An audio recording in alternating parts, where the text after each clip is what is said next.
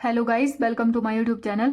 Guys, this is the second part of chapter 3rd Human Reproduction class +2 Biology and today's topic is Female Reproductive System. आज हम female reproductive system के बारे में पढ़ेंगे. The female reproductive system consists of a pair of ovaries along with a pair of oviducts, uterus, cervix, vagina and the external genitalia located in pelvic region. ये है female reproductive system. इसमें एक pair ovary का होता है, first second. एक pair oviduct का होता है.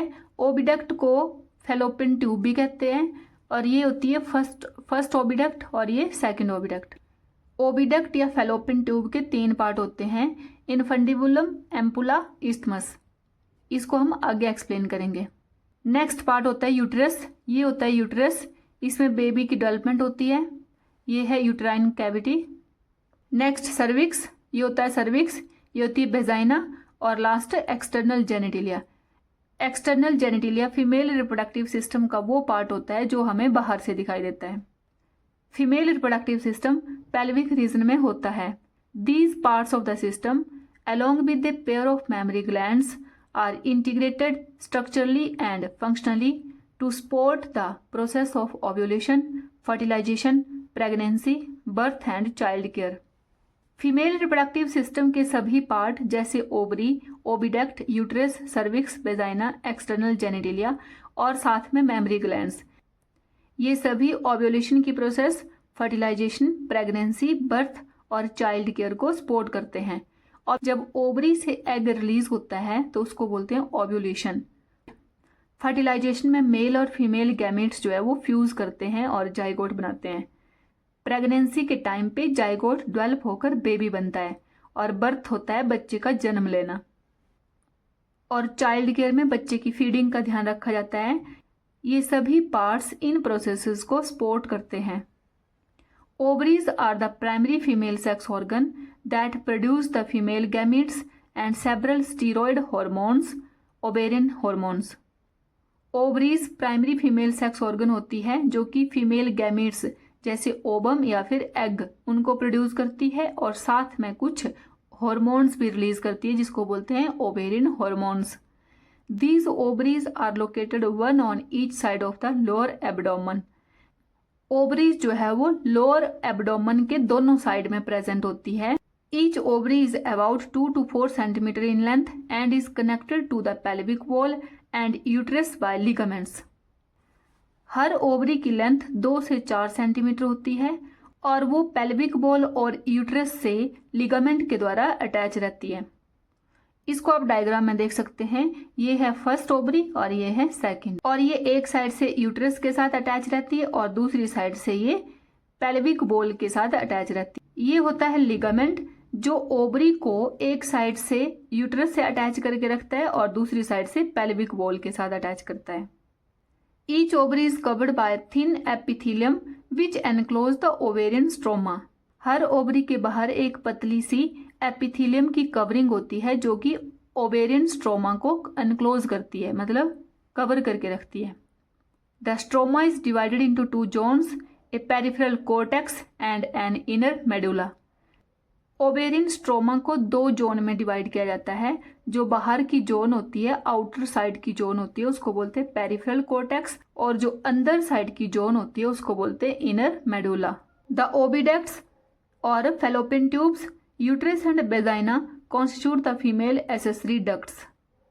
ओविडक्ट्स जिसको फैलोपियन ट्यूब भी कहते हैं, यूट्रस और वेजाइना ये फीमेल एसेसरीज डक्ट्स होती है. Each fallopian tube is about 10 to 12 centimeter long and extends from the periphery of each ovary to the uterus. Her fallopian tubes की लंबाई 10 से 12 सेंटीमीटर होती है और वो ओवरी से शुरू होकर यूट्रस तक जाती है. The part closer to the ovary is the funnel shaped infundibulum. Oviduct का वो पार्ट जो ओवरी के क्लोज होता है वो होता है फनल शेप्ड इनफंडिबुलम. ये होती है फैलोपियन ट्यूब और इसकी लेंथ 10 to 12 सेंटीमीटर होती है और ये ओवरी के पेरिफेरल से शुरू होकर यूट्रस तक जाती है. ये होता है infundibulum. The edges of the infundibulum possesses finger like projection called fimbriae which help in collection of ovum after ovulation. Infundibulum की एजेस पर फिंगर लाइक प्रोजेक्शन होती है, उसको बोलते हैं फिम्बरी। और इनका काम होता है ओव्यूलेशन के टाइम पर, ओव्यूलेशन मतलब जब ओवरी से एग बाहर निकलता है तो ये इसको कलेक्ट करती है। The infundibulum leads to a wider part of the oviduct called ampulla. Infundibulum के बाद ओविडक्ट का एक वाइडर सा पार्ट होता है, चौड़ा सा पार्ट होता है, उसको बोलते हैं एम्पुला। और इसका लास्ट पार्ट होता है इस्थमस, जो कि यूट्रस के साथ अटैच रहता है। The last part of the oviduct isthmus has a narrow lumen and it joins the uterus. Oviducts का जो लास्ट पार्ट होता है उसको बोलते हैं इस्थमस। ये नैरो होता है और ये यूट्रस के साथ अटैच रहता है। The uterus is single and it is also called womb. Uterus single होता है और इसको हम वूम कहते हैं। The shape of the uterus is like an inverted pear. Uterus की शेप जो है वो उल्टे नाशपाती की तरह होती है। It is supported by ligaments attached to the pelvic wall. Ligaments जो है वो यूट्रस को पेल्विक वॉल के साथ अटैच करता है। The uterus opens into vagina through a narrow cervix.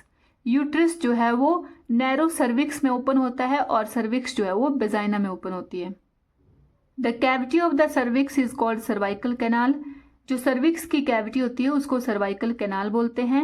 Which along with vagina forms the birth canal, जो कि वेजाइना के साथ मिलकर, मतलब सर्विक्स और वेजाइना मिलकर बर्थ कैनाल बनाती है। The wall of the uterus has 3 layer of tissue. Uterus की जो वॉल है उसमें 3 तरह के टिश्यू होते हैं। The external thin membranes perimetrium, middle thick layer of smooth muscles myometrium, and inner glandular layer called endometrium that lines the uterine cavity. जो सबसे बाहर की थिन मेम्ब्रेन होती है उसको बोलते हैं पेरीमेट्रियम, और बीच की थिक लेयर होती है जो कि स्मूथ मसल की बनी होती है वो होती है मायोमेट्रियम, और सबसे अंदर की ग्लैंडुलर लेयर होती है जिसको बोलते हैं एंडोमेट्रियम। ये है यूट्रस, और यूट्रस जो है वो सर्वाइकल कैविटी के थ्रू वेजाइना में खुलता है। और ये होती है सर्विक्स। सर्विक्स की जो कैविटी होती है उसको बोलते हैं सर्वाइकल कैनाल्स, और सर्विक्स और वेजाइना जो है वो मिलकर बर्थ कैनाल बनाती है। यूट्रस में 3 तरह की मेम्ब्रेन होती है। सबसे बाहर की मेम्ब्रेन को पेरीमेट्रियम बोलते हैं, ये पतली सी मेम्ब्रेन होती है, और मिडल की मेम्ब्रेन को मायोमेट्रियम बोलते हैं जो कि थिक लेयर और स्मूथ मसल्स की बनी होती है, और सबसे अंदर की जो लेयर है उसको बोलते हैं एंडोमेट्रियम, और ये ग्लैंडुलर होती है और यूट्राइन कैविटी को लाइन करती है।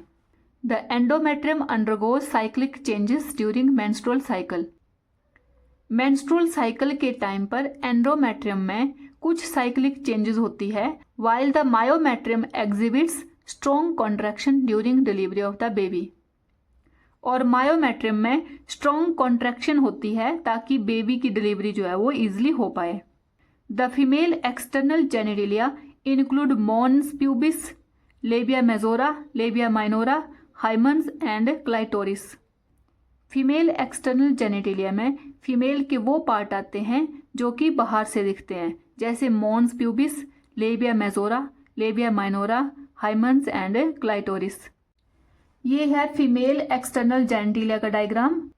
ये होता है लेबियम माइनोरा, ये है लेबियम मेजोरा, ये होता है क्लाइटोरिस, ये होता है प्यूबिक सिम्फाइसिस, ये है यूरिथ्रा, ये यूरिनरी ब्लैडर, इसको बोलते हैं यूट्रस, और ये होता है सर्विक्स, ये होती है वेजाइना, और ये होता है वेजाइनल ऑरिफिस, ये होता है एनस, और ये है रेक्टम।